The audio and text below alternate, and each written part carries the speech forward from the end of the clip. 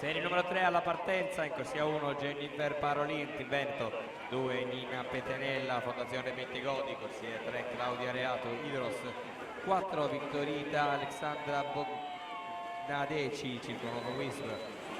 5 Giulia Raccagna, Idros, alla 6 Eva Speranza, Notri Nuoto 74, 7 Aurora Velati, Gesti Sport, corsia 8 Angelica Cappelletto, Nord-Est H2O.